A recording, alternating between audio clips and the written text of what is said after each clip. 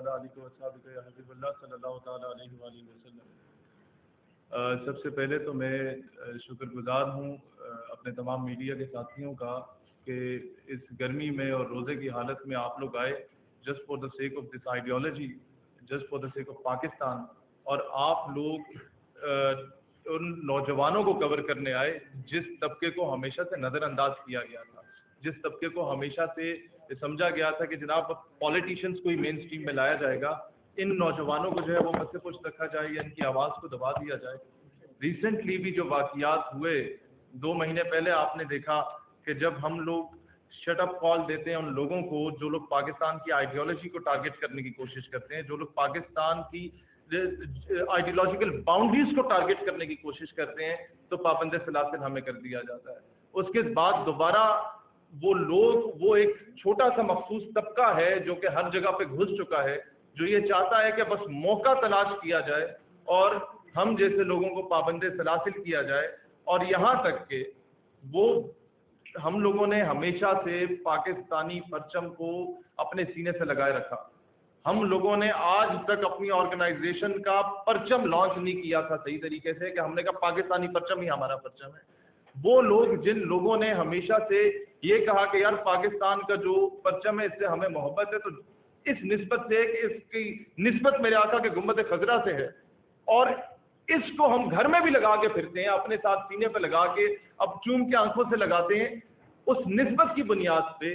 آج اگر ہم دہشت گرد ہیں جن پہ دہشت گردی کے پرچے کاٹے جاتے ہیں، تو مجھے بتاؤ پھر محب وطن کون ہے؟ ملک کا اربوں روپے کا خزانہ لوٹ کر سوئس بینک میں رکھنے والے پرامن شہری، ملک کی سالمیت کے خلاف بات کرنے والے پرامن شہری ہیں، اس ملک کی آرمڈ فورسز کے خلاف بات کرنے والے پرامن شہری ہیں، اس ملک کی پولیس اور عوام کو لڑوانے کی ناپاک کوشش کرنے والے پرامن شہری ہیں، لیکن اس ملک کے لیے وہ لوگ جن کے اکابر نے بھی پاکستان بنانے میں اپنا کردار ادا کیا، وہ لوگ جن کے پوری فیملیز آرم فورسز میں رہیں، اپنی خدمات سر انجام دینے لگیں، آج وہ دہشت گرد ہیں۔ اور ملک کے خلاف جو لوگ حرزہ سرائی کرتے ہیں، جو ملک سے باہر فرار ہو جاتے ہیں، پھر ملک کے خلاف Pashtun card, Baloch card, Punjabi card, Sindhi card کھیلتے ہیں، جو قوم کو لسانیت کی بنیاد پہ تقسیم کرتے ہیں، وہ اس ملک کے پرامن شہری ہیں، اور جو ملک کو فرقہ واریت کی دلدل میں دھکیلنے کی کوشش کرتے ہیں، وہ پرامن شہری ہیں۔ مجھے بڑا فخر سے کہہ سکتا ہوں کہ اس وقت پاکستان فرقہ واریت کو شکست دینے میں کافی حد تک کامیاب ہو چکا ہے، اور اس وقت اگر فرقہ واریت کہیں پر ہے تو یا تو وہ خنجراب سے کے علاقے سے شروع ہوتی ہے یا وہ گوادر میں جا کے ختم ہوتی ہے، اور یہ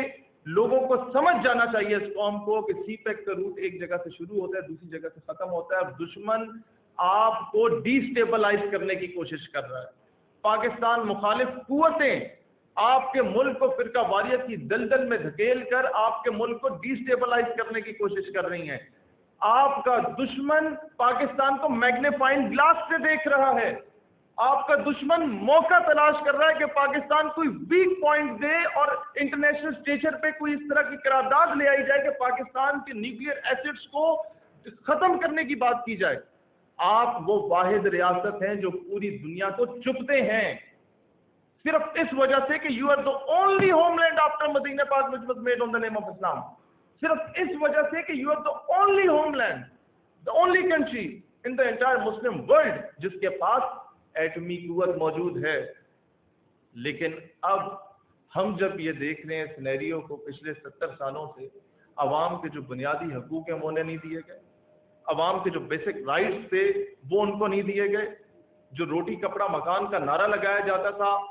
وہ انہیں نہیں فراہم کیا گیا، ان کو بیسک ایجوکیشن کا جو رائٹ تھا وہ صحیح طریقے سے نہیں فراہم کیا گیا، اور ایجوکیشن جہاں ملی بھی تو یکساں تعلیمی نظام نہیں، امیر کے بچے کے لیے تعلیم اور ہے، میڈیوکر کے لیے تعلیم اور ہے، مڈل کلاس کے لیے، اور غریب کے بچے کے لیے تعلیم اور ہے۔ جو یہ او اے لیولز کے سکولز ہیں جہاں بڑے بڑے بیوروکریٹس کے بچے، بڑے بڑے بزنس مین کے بچے، بڑے بڑے آفیسرز کے بچے پڑھتے ہیں، ملک کا مستقبل تو وہی بچے ہیں۔ پھر ملک کا مستقبل کی تو وہی ایلیٹ کلاس ہے. آپ چاہیں نہ چاہیں اسی کے بچے نے بننا ہے جناب, آپ کا وزیر بننا ہے, مشیر بننا ہے. 90% کیسز میں ہو رہا ہے. اور ان سکولز میں, ان کالجز میں کیا پڑھایا جا رہا ہے؟ سوالیہ نشان یہ ہے کہ کون سا تعلیمی نصاب پڑھایا جا رہا ہے جو کسی دور میں محمد بن قاسم پڑھایا جاتا تھا, آج کیوں نہیں پڑھایا جاتا؟ جو کسی دور میں نور الدین زنگی یا صلاح الدین ایوبی پڑھایا جاتا تھا, آج کیوں نہیں پڑھایا جاتا؟ جو کسی دور میں افواج پاکستان کے شہداء پر پورے آرٹیکلز پڑھائے جاتے تھے, آج کیوں نہیں پڑھائے جاتے؟ Directly indirectly Islamic norms, culture and tradition اور پاکستان کی آئیڈیالوجی کو ایکسکلوڈ کیا جا رہا ہے آپ کے تعلیمی نصاب سے. اور اس کی سب سے بڑی وجہ کیا ہے؟ کہ آپ مقروض ہیں. جب آپ کو کوئی قرض دیتا ہے تو وہ آپ سے ایکسپیکٹ کرتا ہے کہ آپ اس کے جوتے بھی پالش کریں, اس کی گاڑی پہ بھی کپڑا لگائیں, اور وہ آپ کو لات بھی مارے. You should not be able to speak against him. آپ کی ضرورت نہیں ہونی چاہیے بات کرنے کی. تو اس کا سلوشن کیا ہے؟ میں کل رہا ہو کے آیا ہوں. میں چاہتا تو تابڑ توڑ حملے کرتا پریس کانفرنس میں کہ جناب یہ کر دو وہ کر دو, لیکن نہیں. میرے باپ نے 32 سال افواج پاکستان میں سرو کیا ہے. میرا چھوٹا بھائی اب بھی سرو کر رہا ہے. میرے ماموں واحد آفیسر ہیں جس کو 4 تمغوں سے نوازا گیا. میری خالہ کی ایک ٹانگ اور ایک آنکھ شہید ہوئی آرے بازار دھماکے میں. میں کبھی اس طرح کا موقع دشمن کو نہیں دوں گا کہ جو ظلم, جو تشدد ہم لوگوں پہ ڈائریکٹلی یا انڈائریکٹلی مینٹل ٹارچر ہوا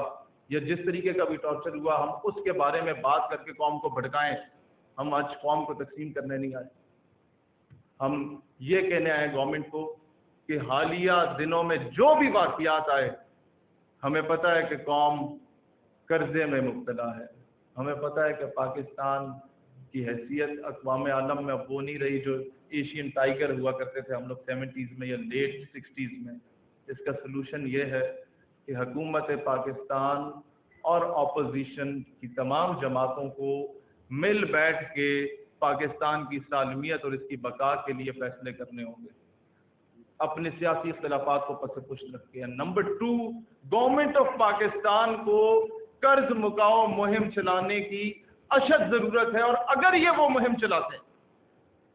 میں کہتا ہوں عمران خان آج اعلان کرے کہ میں اپنے 300 کنال کا بنی گالا کا پلاٹ بیچنے کو تیار ہوں. اس کے پاس یہ ایک لیگل ویو ہوگا کہ میں نے جب یہ کر دیا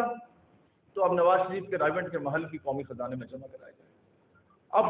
زرداری صاحب کے بلاول ہاؤسز بھی قومی خزانے میں جمع کرائے جائیں. کسی نے بھوکا نہیں مرنا. اور قوم کی کیا عزت رہ جائے گی جب دنیا میں ہمارے لوگ جاتے ہیں, انہیں بھکاری کی نظر سے دیکھا جاتا ہے, انہیں منگتے کی نظر سے دیکھا جاتا ہے, انہیں دیکھا جاتا ہے کہ شاید یہ بھی کچھ لے کیا. گورنمنٹ ایک فنڈ ریزنگ کا پراپر بینک اکاؤنٹ بنائے. میں وعدہ کرتا ہوں اسلام آباد کے جن چوک چوراہوں پہ بیٹھ کے ہم لوگ دھرنے دیا کرتے تھے نا ملک مخالف قوتوں کے خلاف, اسلام مخالف قوتوں کے خلاف, انہی چوکوں میں بیٹھوں گا, میرے بھائی بیٹھیں گے اور ہم بھیک مانگیں گے قوم سے کہ اس قوم کو آزاد کریں, یہ قوم خود مختار بنے, یہ قوم اپنے فیصلے خود کرے, یہ قوم انٹرنیشنل پریشر سے نکلے. یار ہماری انٹرنیشنل سطح پہ کیا عزت رہے گی اگر ہم لوگ کسی کے کہنے پہ اپنے فیصلے کر رہے ہیں, اگر ہم لوگ کسی کو راضی کرنے کے لیے اپنے ہی لوگوں سے اس کے دستوں گریبان پڑے ہوئے ہیں. قوم تقسیم ہو چکی ہے اور دشمن نے کوئی موقع نہیں دیا فرقہ واریت پھیلانے کا. دشمن نے کوئی موقع نہیں چھوڑا فرقہ واریت پھیلانے کا, اور نہ ہی کوئی موقع چھوڑا ہے آپ میں لسانیت کا بیج بونے کا. ہم لوگ چھوٹے موٹے مسکرینٹس کو پکڑ لیتے ہیں, دہشت گرد کی ماں کو نہیں پکڑتے جس کی کوکھ سے دہشت گردی جنم دیتی ہے, جو اسے فائنانس کرتا ہے, کیونکہ وہ طاقتور ہے. اس کو تبھی نکیل ڈال سکیں گے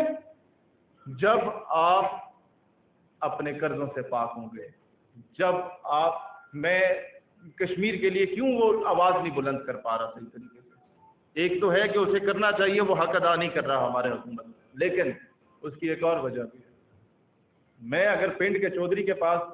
میرے پاس کوئی خاتون آئے اور بولے کہ جی پنڈ کے چودھری نے میرے گھر پہ قبضہ کر دیا ہے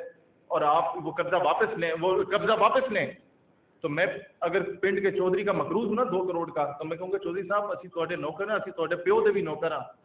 اے اگر قبضہ خالی کر دیو تو تواڈی مہربانی ہوتی نا, بھی کیا کرو تو کوئی مسئلہ نہیں, ایک آدھ گھر ہے اس کڑی سے, ایک آدھ کمرہ اس کڑی نو دے دے. لیکن اگر میں نے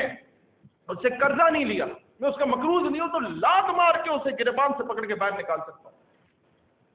یہ ہے بات کہ جب آپ مقروض ہوتے ہیں تو آپ ہمیشہ سے پستی میں کے شکار رہتے ہیں. اس کے بعد میں بات کرنا چاہتا ہوں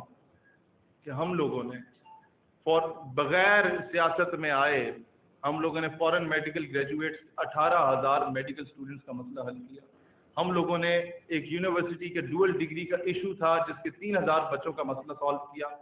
12,000 اسٹوڈنٹ سیالکوٹ کے ایک گورنمنٹ کالج کے تھے جن کی پرائیویٹائزیشن کا ایشو تھا, اس کو ہم نے سالو کیا, اور پنڈی کے ایک کالج کا. اس کے بعد جب بھی نیشنل یا انٹرنیشنل لیول پہ اسلام اور پاکستان کے نظریے کی دفاع کی بات آئی, سب سے پہلے اسلام آباد کے رخ ہم لوگوں نے کیا, اور پیسفل پروٹیسٹ جس میں اناؤنسمنٹس ہوتی تھی کہ پولیس والا اگر گولی بھی چلائے تو اسے سینے سے لگاؤ, کہ تم اگر ویک پوائنٹ دو گے تو وہ نظریے کا ویک پوائنٹ شمار کیا جائے گا. جس میں اناؤنسمنٹ ہوتی تھی کہ سرکاری املاک جو ہیں یہ تمہارے اور میرے ابا جی کے ٹیکس کے پیسوں سے بنی ہیں, ان کو نقصان نہ پہنچاؤ. جس میں اناؤنسمنٹ ہوتی تھی کہ ایمبولینس میں چاہے کوئی بھی آ رہا ہو, تمہارا دشمن بھی ہونا, ایمبولینس کو نہیں روکنا, کہ تم اگر ویک پوائنٹ دو گے تو سوال آپ کی آئیڈیالوجی پہ اٹھے گا, اور ہم نے اس طرح کا نہیں ہونے دیا. سیکنڈ تھنگ, ہم لوگوں نے اب 10 سال کی طویل جدوجہد کی, یہ قوم مایوسی کا شکار ہو چکی ہے. اس قوم کو کوئی پولیٹیکل لیڈرشپ ایسی نہیں مل رہی جو قومی یکجہتی کی بات کرے, جو قومی سلامتی کی بات کرے, جو ملک کو یکجا کرنے کی بات کرے. تو ہم لوگوں نے کل جیل سے آتے ہی تفصیلی ایک اجلاس بلایا اپنے آرگنائزیشن کا, اور ہم نے کہا کہ قوم کو ہم بہت جلد انشاءاللہ تعالی وہ خوشخبری سنائیں گے ود ان اے منتھ اور 2 کہ اب ہمیں میدان عمل میں آنا ہوگا. اور بڑی پولیٹیکل پارٹیز کی جو نظریاتی قیادت ہے, جو بڑی پولیٹیکل پارٹیز کی نظریاتی قیادت ہے, جو ہمارے ساتھ لائک مائنڈڈ لوگ ہیں, وہ رابطے میں ہیں. انشاءاللہ آپ کو 27ویں رمضان المبارک کو ہی موسٹ پروبیبلی جس دن پاکستان ہمارے سے وجود میں آیا اس پاک کا رات کو آپ کو نظر آئے گا کہ بڑی بڑی وکٹیں گریں گی, بڑے بڑے تخت اچھالے جائیں گے, بڑے بڑے تاج اچھالے جائیں گے, اور انشاءاللہ تعالیٰ آپ کو نظر آئے گا کہ بانیان پاکستان, جن لوگوں نے پاکستان بنایا تھا, ان لوگوں کی فیملیز آپ لوگوں کو ہمارے دائیں اور بائیں بیٹھی نظر آئیں گی. آپ لوگوں کو نظر آئے گا کہ وہ لوگ